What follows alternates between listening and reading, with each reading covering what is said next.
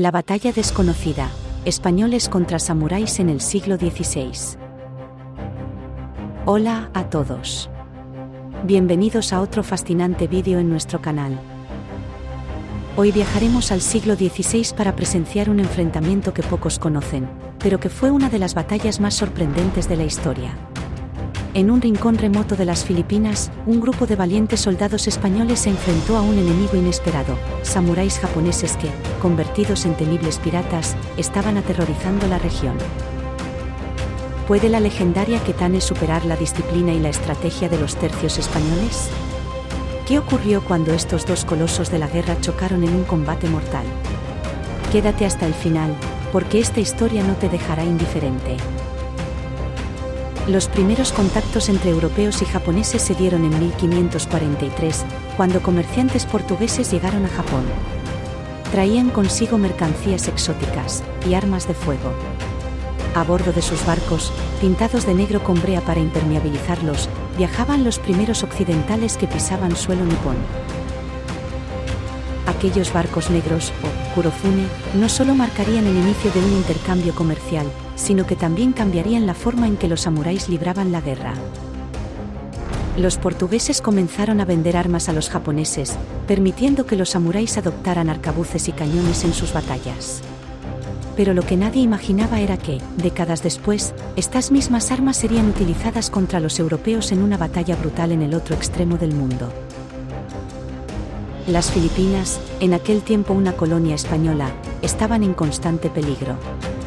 Piratas chinos, coreanos y japoneses llevaban siglos saqueando la región, pero ahora había una nueva amenaza: los bak, despiadados piratas japoneses que atacaban sin piedad.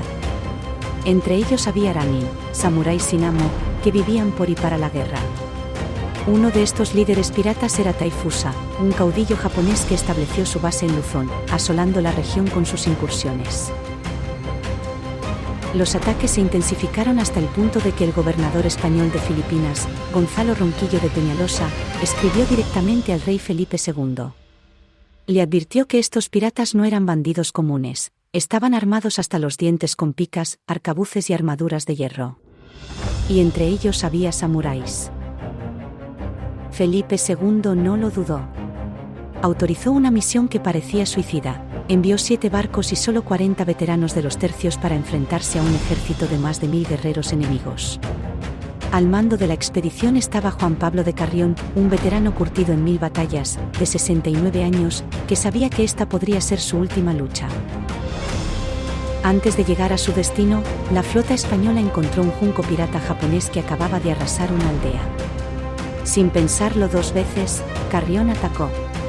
Un cañonazo destrozó la cubierta enemiga, pero los samuráis, lejos de rendirse, contraatacaron. Saltaron a bordo del barco español, espada en mano, listos para el combate cuerpo a cuerpo.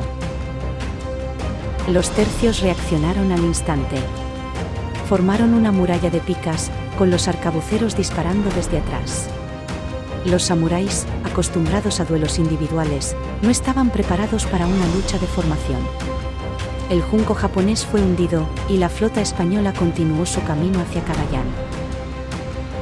Cuando llegaron a Cagayán, los españoles vieron lo que les esperaba: 18 barcos enemigos atrincherados en la desembocadura del río.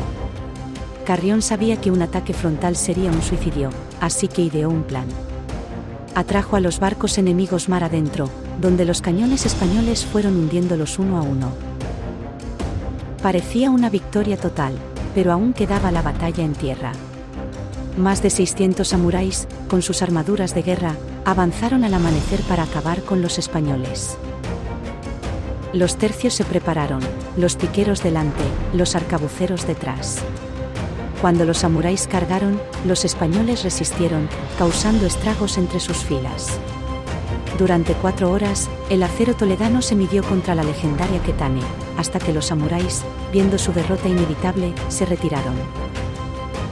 Los españoles sufrieron solo 20 bajas, mientras que los japoneses perdieron más de 800 hombres.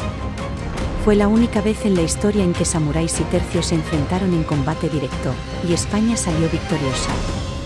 Con el tiempo, las relaciones entre ambos imperios se estabilizaron, pero esta batalla quedó grabada en la historia como un enfrentamiento legendario entre dos de los ejércitos más letales del mundo.